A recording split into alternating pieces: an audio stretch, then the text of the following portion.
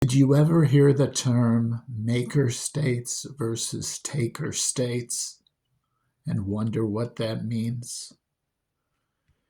Maker states are states that contribute the most amount in federal funds based on what they receive back in their tax funds from the federal government. Taker states, because they're more impoverished, tend to contribute the least amount and receive the most amount. Now, when looking at maker and taker states, I realize something, that usually the taker states tend to be Republican, while the maker states tend to be Democratic. That's a very interesting situation when you think about it. The ones that complain the most about welfare being given are actually the ones receiving the most federal welfare for the state. Their state budgets are paid for by the federal government, all their schools, their programs. It's really not an equal distribution of tax dollars, but yet they complain the most. Oh, people are too woke. Oh, there's too many programs going to this group or that group. But yet, they're the ones that tend to be right to work states, or what I like to call them, right to work for less states, where people will work for whatever.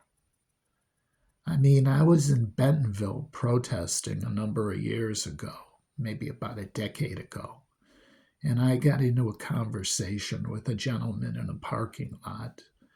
We were in front of a Walmart at the time, and he called us troublemakers, and he said when he was younger, he was proud to work for less than minimum wage. And I thought to myself, you really didn't like yourself and you really didn't know the law. What you're saying is you're willing to work for nothing. And he just looked at me and just shook his head. He said, I don't understand what you mean. It's a job.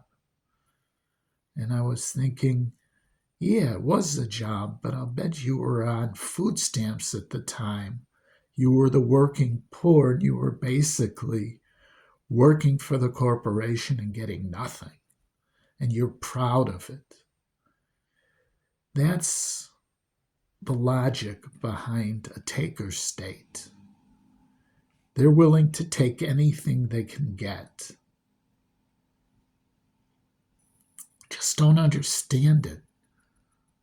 Work is dignity. That's what they try and tell us.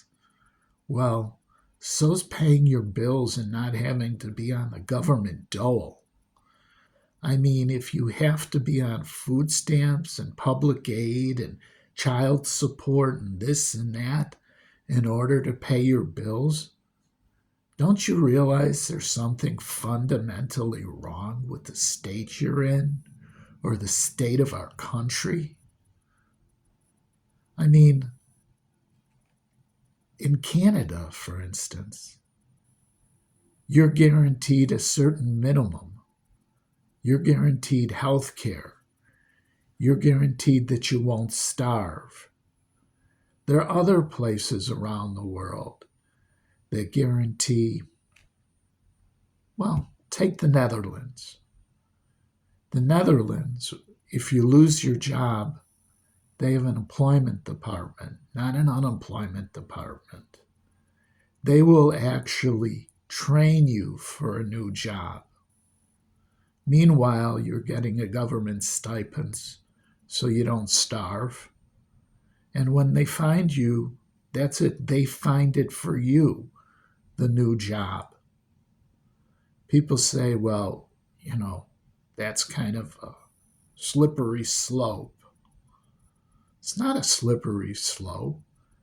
The people in the Netherlands are happy. They're not crazy. They're happy. They love their country. They love their government. No one's screaming about people being woke or whatever. You know what the biggest crime in the Netherlands is? The theft of bicycles. Just something to think about. All of you people in taker states, maybe you should take to the street and say, we want a better life. We want industry. We want America to be a great country. And this is how we're going to make America great, by making the workers happy, by making jobs fair, by taxing people appropriately. Raise the Social Security tax to the first $10 million that a CEO makes, or someone who's being paid millions a year. Why stop it at $125,000? More Social Security money, more benefits for people. Better system. Maybe that's how it should work. Make this country a maker country where it makes everyone happy, healthy, and where we live as long as they do in Europe. Make America great. Not again, for the first time.